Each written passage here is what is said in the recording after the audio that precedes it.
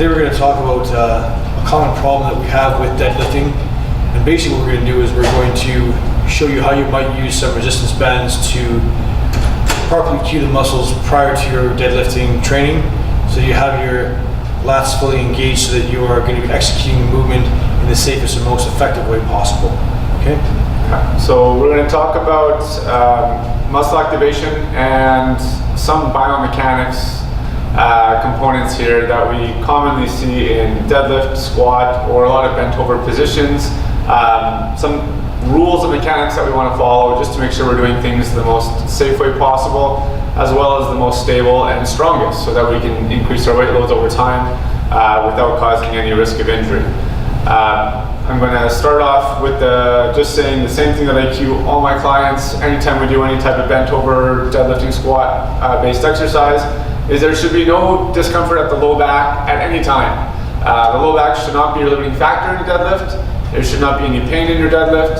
If anything, it's going to be your grip strength or full body fatigue that goes. But if you feel your low back is the part of your lift that is limiting you to continue, then you want to take a look at your mechanics, your spine position, your angles, to correct something to get rid of that low back pain from the start.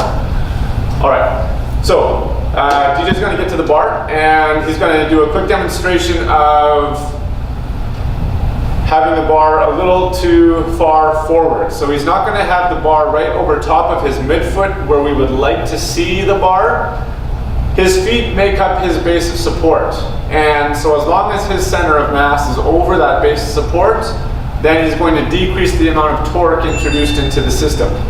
So DJ's going to get down, he's going to grab the bar, and you may or may not be able to see this in the video because of the plates, but the bar is pretty much at his toes or slightly in front of his toes. In other words, not over top of his laces.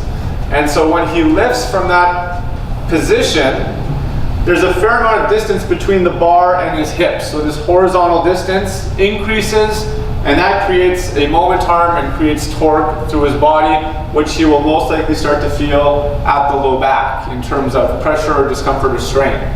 So if he lifts from there, he's probably not going to feel very strong, and this might even round his spine or flex his spine because he's got that bar so far away from his base of support.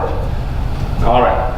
Now, ideally when we're doing the deadlift, he maintains a neutral spine. So if you want to show a bad spine, just a flex spine there, DJ, exaggerate it. We don't want the spine in this position at all. We want to get down into a neutral position, so drop down, chest up, butt out. Nice and long neutral spine. The spine should look the same way as when he's standing, just in a horizontal position at the hips. Okay? Now, he's got the bar in close to his shins, so he's brought the weight of the bar over his base of support, decreasing the moment arm and decreasing the torque that he's going to experience through his system. When he lifts from this position, the bar is going to go straight up to a full stand position, and then he's going to bring it straight back down. Now, we're not going into teaching how to do a deadlift in this video. We'll post another video on that at some point. Just we're talking about keeping the bar in close to the body for today. Now, I'm trying to get low enough in the camera here. His lats are going to be responsible for pulling the bar in towards the body. When he's in this bent over position, if he relaxes all the muscles in his upper body, his arms will naturally swing forward. And so that can be a tendency to have the bar out in front of the feet, is because we're not activating the lats to pull the bar in close. So to keep the bar in close to the shins, DJ needs to pull the bar in, and it's the lats that are responsible to do what's called shoulder extension, or pulling the bar in towards the body. You want to turn around for a sec, DJ? I'm just going to talk about the lats quick. So the lats are the really large muscle groups along the back. They do cross the shoulder, inserting onto the arm, but it travels down the length of the spine all the way down to the low back.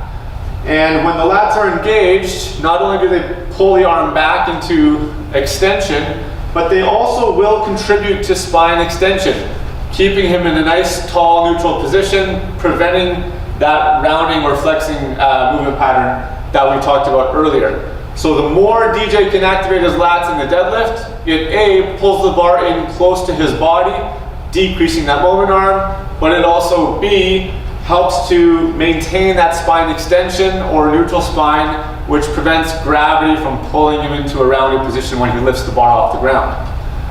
All right, so lats have a very large role to play in the deadlift.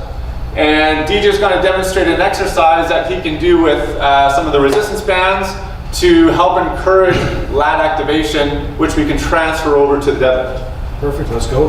All right. All right, so what we're gonna do is basically what Sir was talking about over the bar, to develop a cue that's going to engage your lats prior to doing your deadlifting. Now, sometimes we use cues, okay, we'll pull the bar in, fire your lats, but I mean, if we don't have any sort of like sensational feeling, any sort of sensation that's gonna go along with what those words mean, we're not gonna have an effective cue. And for everybody, it's gonna mean something different. So we found that this, I mean, we didn't invent this, by the way. This has been around for a while.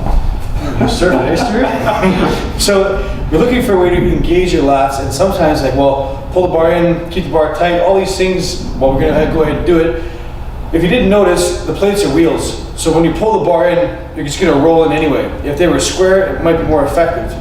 But here you go, what we're gonna do is we've got this resistance band basically tied off in a loop around here. So just take it out of here nice and easy.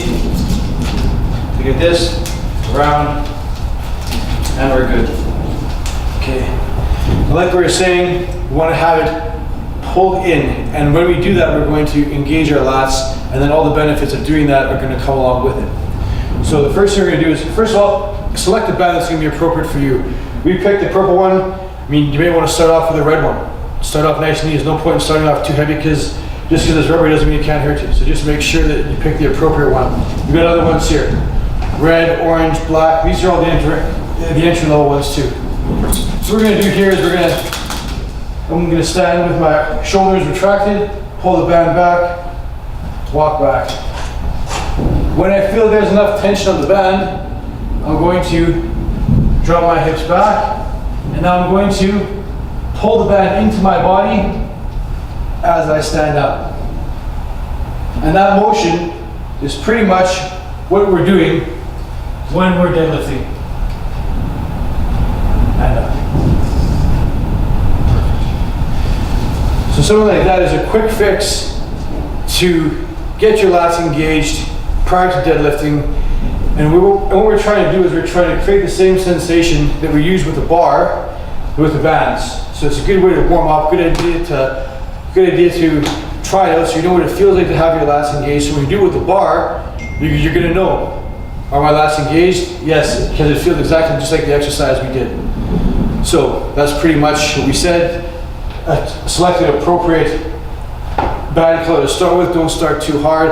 As your strength increases, you may have to increase the resistance of the band, but yeah, just start slow. And remember to always maintain neutral spine is the most important thing when you're going to be deadlifting for spine safety.